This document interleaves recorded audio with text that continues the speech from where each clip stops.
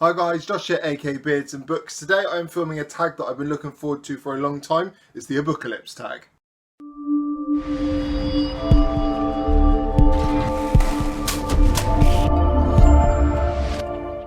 So for any of you that haven't heard about this, so the Abookalypse tag, as it sounds, is a tag all about the apocalypse, the end of the world, but with book themed questions. There's 9 questions, and without further ado, let's begin.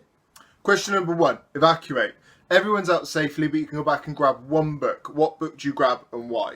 I'm going to have to give the standard answer for this one. Sorry everyone, but for me it would be Harry Potter and the Philosopher's Stone, specifically the illustrated edition. It's the book that started it all for me. After I hit my reading slump in my teen years, it's the book that got me back into reading as well. So it would have to be Harry Potter.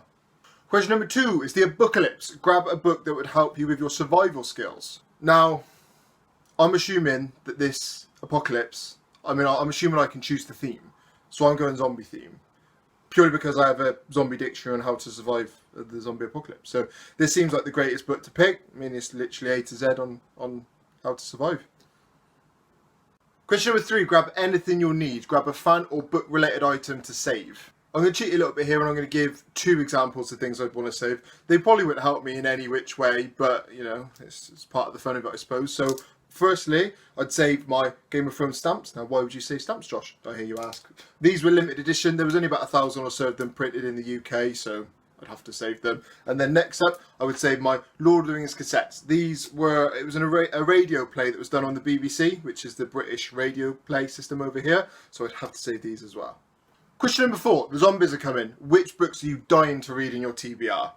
So like most people, I have a ridiculous amount of books on my TBR and it seems to grow quicker than it goes down. But I'm going to pick 2 out. So first one I'm going to pick is The Boy on the Bridge, if I can get good light in. So if any of you have seen my top 5 books of the year so far, you'll have seen me talking about The Girl with All the Gifts.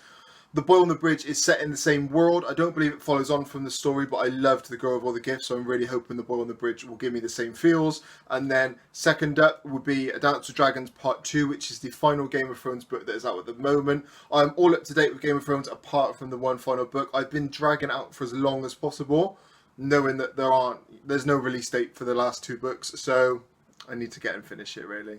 Question number 5, we need a fire. Which 3 books from your shelves are you willing to burn? Now, I'm going to try and be completely unbiased in this. I think the smart thing to do is burn the biggest books I've got, no matter how much I like them. So I'm going to pick quick. So I picked my 3 books. The first one up is going to be the first book in the Game of Thrones series. Let me try and get some light on this. I'll pick this one because I've got multiple copies anyway, and it's a beast of a book, so this one can go. Second up is Dominion by C.J. Sampson. This is an alternate history book. Again, it's a monster. I haven't read it yet, so I'm not too attached to it. You can go. Last but not least would be The Stand by Stephen King. This book is so thick, it can be a weapon, it can be a doorstop, it can be anything you want, but that'll keep a fire going for weeks on its own, The Stand. Question number 6. All the stories are true. Which fictional world would you not be able to survive in?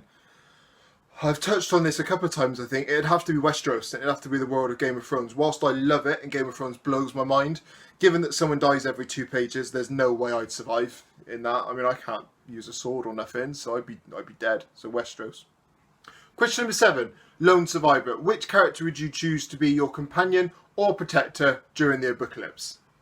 I'm going to cheat slightly on this. I'm going to do a companion and a protector because I think it's the only way. So companion would be Mark Watney from the Martian series. Now this man can survive anything anyway. Not only can he survive anything, he survived Mars. He's a genius. His humour's brilliant. He'd crack me up every 5 minutes and I think we'd survive. In terms of protector, I haven't actually got any of the books with me, but I'm going to choose Geralt of Rivia from the Witcher series. Any of you that have read The Witcher, played the games, or just understand the story in general, know that Geralt is a monster hunter, so with my Abookalypse being zombie-based, a monster hunter seems like the perfect man to have as your protector. Question number 8, procreate. All the literature is gone. Which book would you introduce as the first new classic? Now, I'm not even going to explain this. I'm just going to show you it.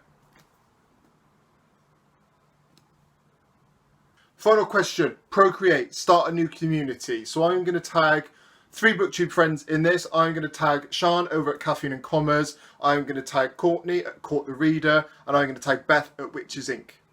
If any of you have done this tag already, I apologise in advance. I have not had a chance to check. Guys, I really hope you've enjoyed this video. If you're a fellow booktuber like me and you haven't seen this tag before, definitely pick it up. It's a lot of fun to do. And for everyone who's watched, I really hope you've enjoyed the video. Meet me down in the comments to let me know how you would have answered these questions, and I'll speak to you soon. Bye bye.